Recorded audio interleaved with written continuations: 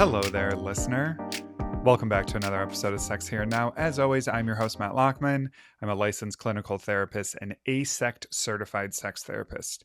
Before I get started, please subscribe and rate this podcast. And if you want even more sex positive content, head on over to YouTube and follow Cleveland Sex Therapy. Today's episode is one that I get asked about all the time, and honestly, one that brings up a lot of strong reactions. We are talking about sex addiction. Or maybe more accurately, we are talking about what people think sex addiction is, what it might actually be, and why this conversation matters so much for how we understand ourselves and our relationships. So let's start here. The term sex addiction is not officially recognized in the DSM in the same way substance use disorders are. That does not mean that people are not struggling. It just means the framework we use to understand those struggles is still evolving. Some clinicians prefer the term compulsive sexual behavior, others use out of control sexual behavior, and some still use sex addiction because that language resonates with clients. But here's where I want to slow things down a bit.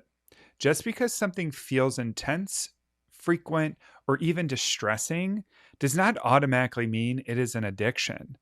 A lot of the questions I get sound something like this. Okay. I watch porn every day. Am I addicted? I think about sex all the time. Is something wrong with me? And the one I hear the most often, my partner says I have a problem. Do I? And my answer is almost always this.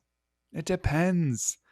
What we want to look at is not just frequency, it is function. Is this behavior creating distress in your life? Or is the distress coming from shame about the behavior? Is it interfering with your relationships, your work, your ability to be present? Are you feeling like you have lost choice, like you are stuck in a pattern that you cannot shift even when you want to? Because here is something I see all the time in my work. People are not necessarily struggling with too much sex. They are struggling with how they relate to sex.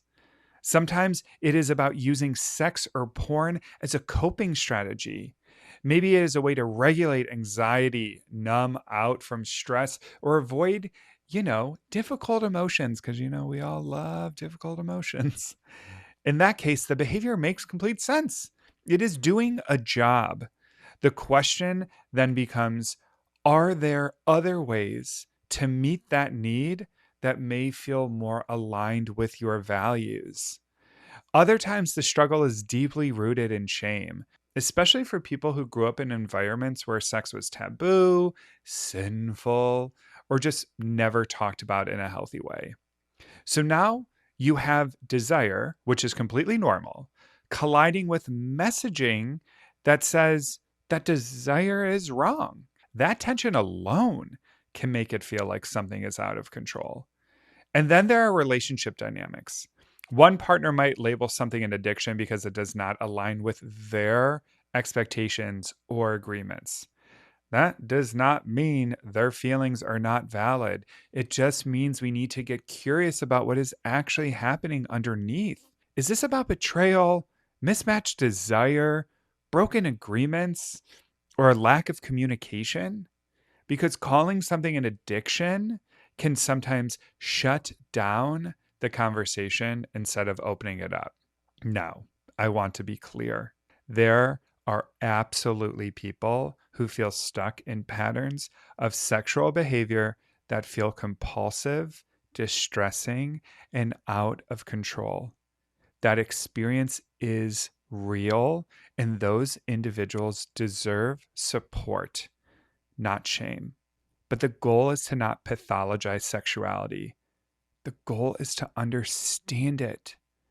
So if you are sitting there wondering, Matt, do I have a problem? Here are a few things I want you to reflect on. 1, are you making choices that align with your values, or do you feel disconnected from them?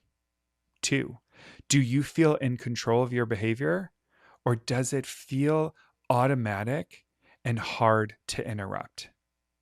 3, is your sexual behavior enhancing your life, or is it creating consequences that you are struggling to manage? And 4, and maybe most importantly here, what function is this behavior serving for you? Because once we understand the function, we can start to create change, not through shame or restriction, but through awareness and support. That might look like therapy. That might look like having more honest conversations with your partner. That might look like you are exploring your desires in a way that feels more intentional and less reactive. And for some of you, it might look like realizing that you are not broken at all. You are just human. Y'all, sex is powerful. It is emotional, it is physical, it is relational, and it is deeply tied to our sense of self. So, of course, it can get complicated, but complicated does not mean disordered. Sex Here and Now is written and recorded by me, Matt Lockman. For more resources, education, or support, you can find me on all social platforms at Cleveland Sex Therapy. Thanks for being here, and as always, stay curious.